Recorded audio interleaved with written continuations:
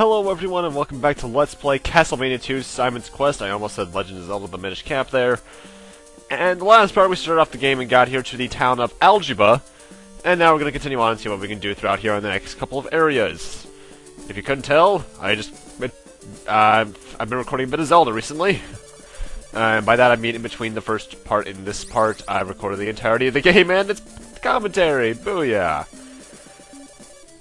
Anyway, right here you want to buy 2 stacks of garlic, and I think it's the max you can hold. That's all. That's not.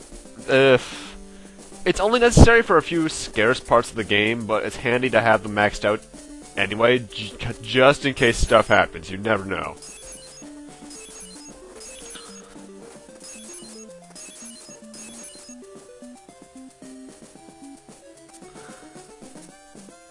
There's not much you can do here in Algiba at the moment. It's usually just getting some garlic, getting some of the things we're going to get down here, and really it's about it, as far as I can remember. Also, fun little fact, for those of you who have played Castlevania Rondo of Blood, the first stage actually takes place here in Algiba. Well, yeah, actually the first stage, the one that has Divine Bloodlines playing. Anyway, we want to come down here and buy some laurels. Laurels are used in very few places in the game, usually, but they're necessary nonetheless. What they do is they protect you from poison swamps for a short time. And that is useful because I don't like my health getting slowly drained.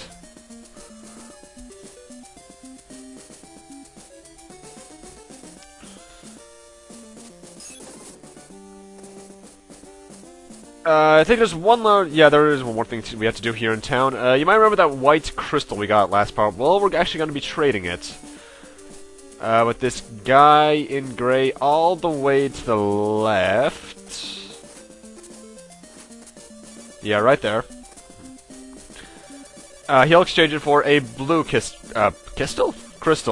This is necessary to beat the game, so make sure you do that. Also, I mentioned last part how a lot of the villagers give cryptic hints. I also forgot to mention, some of the villagers in the game are completely useless. They tell you completely false information, like one of them tells you to shout in front of a church in order to gain health. Whereas in reality you have to enter the church. That might be a reference to the fact that the Japanese NES had a controller, microphone in its second player controller, but not very good to have some wrong information. Anyway, place that garlic in the first place in the graveyard, and we'll get the silver dagger from this golden man, who is not really explained. I think it's one of the people in this specific village who tells you that he's there. The silver dagger, rather, is more powerful than the normal dagger. However, if I recall correctly, it does use up hearts, so yeah. It's kind of like the Sacred Flame in that respect, although I will be using the Sacred Flame quite a bit during the final boss. Which is pretty much the only big boss.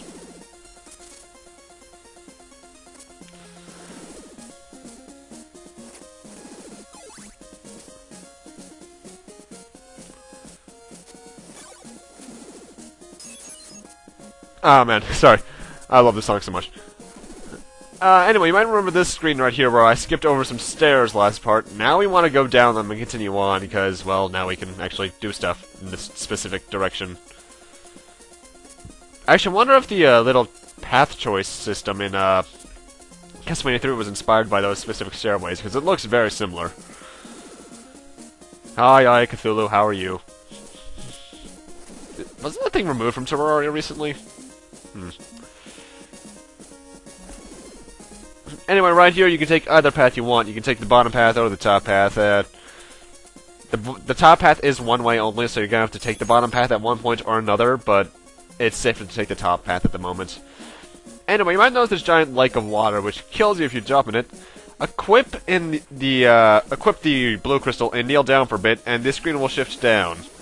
If you don't do that, that water will kill you. But either way, down here we got the second mansion, which is the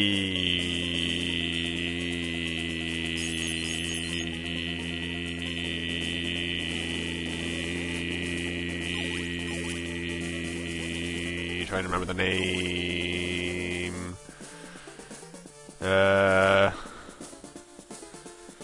Actually, I'm surprised I was able to hold that E for that long. Wow. This is the Rover Mountain Mansion, that's it. This place is rather simple. The only real big obstacle is that wall that you don't know you can pass through just then. Other than that, you're pretty much fine. But you want to take the bottom route here because this is where the guy that sells you the oak steak is. The top route leads to another one of those books that gives you a useless hint about the organ that's the piece of Dracula that we get here, rather.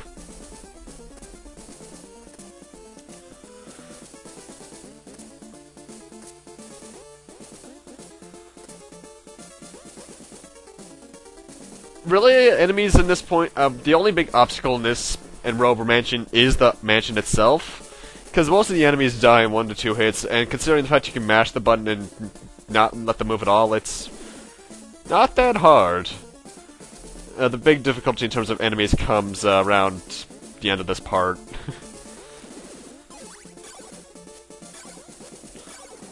Also, I should mention, I think Sacred Flame is also is not only a better holy water, but I think it's also strong because it lasts longer as well. Because I think the Sacred Flame would have instant killed that knight.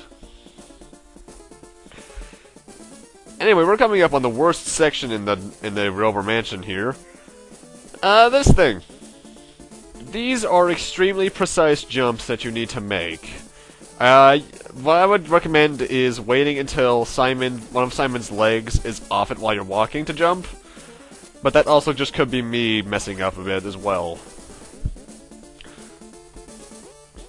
Anyway, down there we can see that we're already close to the piece of Dracula we need to get in here. Which is nowhere near as useful as Dracula's rib, by the way. Get the oak stake out and stab the orb. To possess Dracula's heart, which just acts as a key for certain areas. With that, though, we need to head back to Joba, which was the first town that we started in. So, yeah, backtracking! It's fun, I swear it is.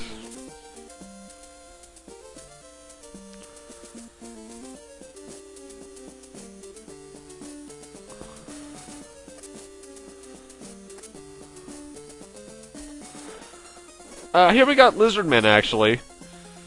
Oh, by the way, you want to head to the west of Joba. But lizard men here are the first ones that actually have projectiles. Well, no, actually, the mermen do as well, but they're the first ones that are really in your way that have projectiles that Dracula's rib can reflect. These mudmen are the same way. Anyway, use a laurel here and run through this place quickly because they do have a time limit to them.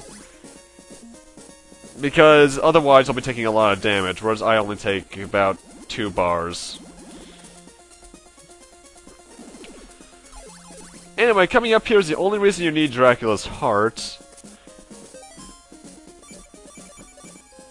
Which doesn't really look like a heart on the item screen, by the way.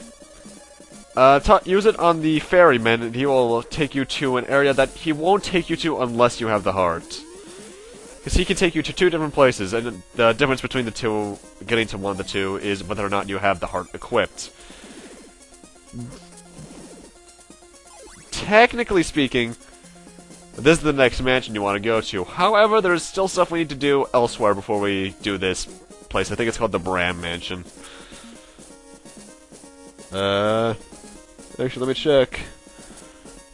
First off, though, screw these blocks. They may some of these jumps might look impossible, but if you jump at the very tip of the block's height, you will get some extra momentum and do a super jump. This is, in fact, the Bram Mansion. Anyway, on this screen, we got hawks and ghosts, which aren't that bad at all, actually. By the way, we'll be coming back to this screen much later on, so keep it in mind. If I'm remembering that for in the right place, that is. It's been a while since I've played it, so if I forget if this is that legendary screen. I think it is, though. Anyway, I talked to this guy, and he gives us one of my favorite sub-weapons, actually, the diamond. I forget whether or not it, I hate how pressing B, which is your attack button, talks to the guy. I forget if it takes up hearts or not. But I don't care if it does or doesn't, because the way the diamond works is that if it hits a surface, it'll bounce off like a laser. In fact, just like the Gemini laser from Mega Man 3, like so. And while it might look hard to hit with, and it kind of is, it is extremely powerful. Although stuff like that can happen every now and then.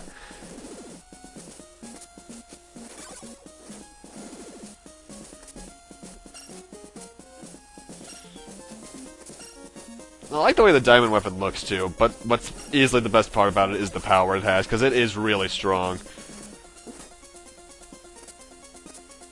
And suddenly nighttime. Yeah, if you can't tell, there are times where I'm doing mass editing in this in order to make it make sure I'm doing everything right, look at my notes, and sometimes when I look at my notes, I do have the game running and not paused.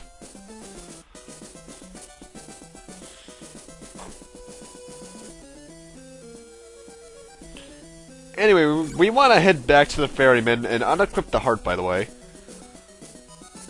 Talk to the ferryman again. He'll take you back to the place that he took you from earlier. And by the way, make sure you're whipping just in case these mermen can actually hit you. He'll go back off screen, but if you go off screen a little bit, you'll see he reappears. And then talk to him again without the heart equipped, and he'll take you to a good place. I can imagine him saying that with one of the creepiest voices possible. In fact, I imagine him talking with the Symphony of the Night voice he got. And while this looks exactly the same, it's not. As you'll see right here, well, actually, no, you won't see right here, I believe. Wait, no, I'm thinking of the next town. Welcome to the town of Aldora. The only thing we can do here, get a red crystal. I think there's a church somewhere in here, but I don't really need it because there's a church in the next town or so.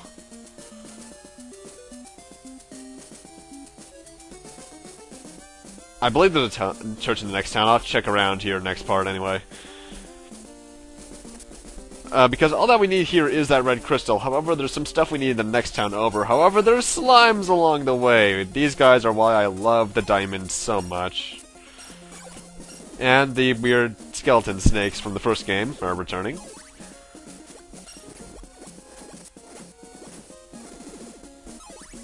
And we also got different looking skeletons right there. Those are dark skeletons. Ignore those stairs for now, by the way. They pretty much have no difference to the original ones aside from being stronger and have more health. But with that, we're actually on the last screen, for right now at least. I'm gonna need to end this off here. Thank you guys for watching. Rate, comment, subscribe, all that kind of stuff. And next time on Let's Play the, I almost said Legend of Zelda again. Castlevania 2 Simon's Quest, we'll be heading to the town of Oldon and seeing what we can do in that area. See you guys then.